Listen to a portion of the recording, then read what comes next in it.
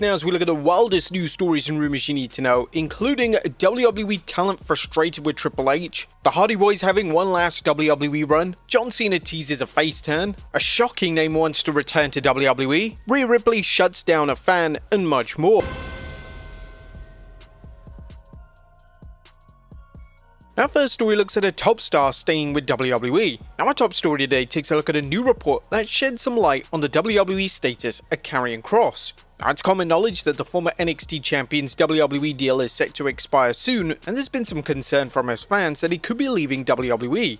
Until recently, WWE has refused to push Kross on TV, this despite Kross receiving fantastic reactions and his merchandise selling extremely well. With that being said, it looks like Kross will be staying in WWE. According to Fightful Select, whilst Kross hasn't put pen to paper on a new contract, it's believed that he and Scarlett will be staying in the company. On August 2022, Kross signed a new 3-year deal with WWE to keep him with the company until August 2025. He wasn't alone in those terms, however. We've since learned that his wife Scarlett was on the same length of a deal. Unless terms were already reached for an extension, her contract will also be up next month. Those we've spoken to in WWE expect that the duo will be staying, as Kross has been featured regularly on television, was on a recent PLE, and has got new merchandise. No confirmation of a re-signing has occurred. And there wasn't a better time for Kross to catch fire than his contract year in WWE. Now that he's a regular fixture on Raw each and every week, it makes a ton of sense for him to re-sign with the company. Next up, the Hardy Boyz having a last WWE run. The Hardy Boyz are one of the most iconic tag teams of all time. There's no doubt that both men are future WWE Hall of Famers. The two legends appeared on the Ariel Helwani show yesterday, and they both revealed that they would like one final hurrah in WWE before they call it a day. Maybe so. I do think that we want to do a WWE Hall of Fame. I think we would like maybe do one last hurrah with WWE, and that could even be possible while working with TNA too, so we'll see. It would be nice to still have the most limited schedule we could have, which could optimize how much time we could spend at home with our families and our kids. Everything is kind of up in the air right now. We both feel good, and I think we're going to rock and roll as long as we feel like we can do it. A WWE bringing in the duo for this kind of role would be great to see, and the run culminating in the Hall of Fame induction will give their careers a fitting send-off. There's perhaps never been a better time to deliver this type of run. With a working relationship with WWE and TNA thriving, it's easier than ever for WWE to work with talent in the promotion. Next up, Jeff Hardy hits an incredible milestone. Now it's no secret that Jeff Hardy has struggled with personal demons for the majority of his adult life. However, according to the man himself on the Ariel Helwani show, he's now been sober for over 3 years. This is awesome to hear, and hopefully this will positively influence WWE's stance on bringing the Hardy Boyz back into the fold, possibly a Hall of Fame induction for the tag team, as Jeff Hardy noted that he turned down a WWE Hall of Fame induction because he didn't want to be a sole inductee. He wanted to go in with his brother Matt. That is true brotherly love. Next up, a SummerSlam match revealed.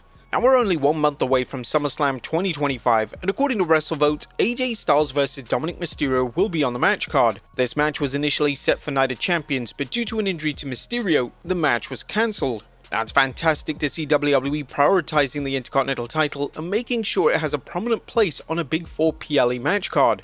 In relation to other matches for the show, John Cena vs Cody Rhodes for the WWE title is planned, and while there's still calls to see other names added to the match, it doesn't look like that's on the horizon. Rhodes is actively engaging in media interviews, stating that he wants to right the wrongs of the initial singles match, so it looks like Cena vs Rhodes Part 2 will main event Night 2. Roman Reigns is also expected to wrestle on the show, and it looks like he'll either wrestle Seth Rollins or a member of his stable. It's entirely possible that WWE finally delivers Reigns and CM Punk teaming up against Rollins' stable, and this would allow WWE to save the Reigns vs Rollins encounter for WrestleMania 42 next April. In relation to the world title, WWE have so many options for Gunther, assuming he doesn't drop the title to Goldberg. There are faces such as LA Knight and Sami Zayn ready to break through the world title scene, and WWE even teased a match with Punk on Raw this week, so WWE is definitely looking at the wider options. Next up, John Cena teases a face turn. The WWE champion John Cena is undertaking several interviews across Europe to promote his new movie, and his interview with Radio Times was rather interesting. In the interview posted to the Radio Times TikTok page, Cena was asked directly if he plans on turning face before he retires. CENA would take a dramatic pause before stating that fans should wait and see what the 15 dates remaining have in store to find out that answer. This is the first time that CENA has remotely hinted at turning babyface again. Around WrestleMania season, in out-of-character interviews, CENA was outright stating that he's going to retire with the bad guy persona, but that has evidently changed. Whilst it's obvious that the WWE Champion won't be retiring as a heel, it's interesting that CENA is now actively teasing the turn. It's unclear when the actual turn will go down, but it's a common rumor on social media that the turn will go down at SummerSlam, and this will allow CENA to have his final 10 or so dates as a full-blown babyface. There have been theories that WWE could deliver a double turn in the Cena-Rhodes rematch, and this would see Rhodes finally embracing his dark side. Rhodes embracing his demons was teased in his match versus Randy Orton, but turning Rhodes, who's a top babyface in the entire company, isn't without risk. We've seen time and time again that turning the top babyface into a heel can damage the company as a whole, so WWE may want to avoid the turn at all costs. Rhodes recently discussed a potential turn on Busted Open Radio, and he stated that the discussions relating to him turning mainly exist on X, and he doesn't know if he's on the road for a full-blown heel turn. Next up, John Cena promises to keep his word. Now, speaking of John Cena, while Cena has insisted that 2025 will be his last year in pro wrestling, fans have still casted doubt on Cena's claims. Now, this is pro wrestling, where wrestlers come out of retirement all the time, but Cena is adamant that he'll not be like other wrestlers who haven't stuck to their word. Cena appeared on This Morning in the UK, and according to Cena, he will be breaking the mold by actually retiring, and his final match will indeed be in the middle of December 2025. I can understand the entertainment industry may have set an ambiguous standard about what retirement is. I'm 48 years old, and I made a promise when I started getting success in WWE way back around 2004. I promised the audience when I felt like I lost a step, it was time to step away. The company has so many stars, they're in great hands. The industry allowed me to perform in front of crowds like the crazy crowds in 02 for 25 years. I just want to do something different. No WWE superstars ever really retired, so this is for sure the end of me. My last match is in the middle of December. Cena's final match is said to be in Boston at Saturday night's main event special, and there are consistent calls from fans to see WWE turn this event into its own PLE, possibly titled Ruthless Aggression. Cena's final ever match having numerous commercials would be rather underwhelming, and hopefully WWE arranges something so that his final match will be completely commercial free. Next up, WWE changed a big mistake. But when WWE dropped the Evolution PLE poster this week, there were a lot of questions from fans. Numerous top names were missing, including the legendary Asuka and new US champion Julia. WWE have now made amends to their mistake and now decided to update the poster. They've added a range of names, including the US champion and Piper Niven, but sadly Asuka is nowhere to be seen.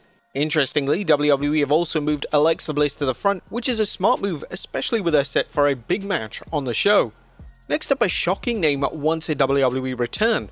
Now it's kinda crazy that the Boogeyman is urging Triple H to bring him back. The Worm Eater has taken to X to show a video of him working out, and he's tagged Triple H telling him to bring him back into the game.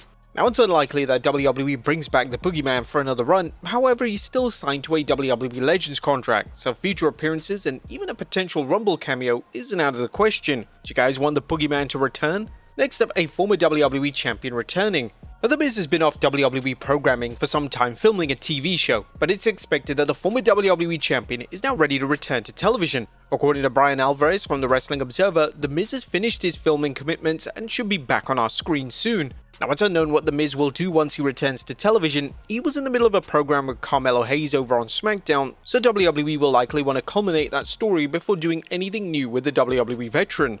Next up, WWE talent frustrated with Triple H. Now, fans have been extremely critical of the lack of build to Evolution. It was only this week on Raw that the main roster started promoting the show, and with the show set for next weekend, the show lacks any major storylines. According to Sean Ross Sapp on The Hump, numerous names backstage in WWE feel like the show has been set up to fail. So a lot of the women that I was speaking to felt like it was a setup. Now, one, it was put on All In Weekend across the street from a Beyonce concert during MLB All-Star Weekend when a lot of the hotels were going to be brought up in the area. They weren't necessarily thrilled with that, but it was hastily produced.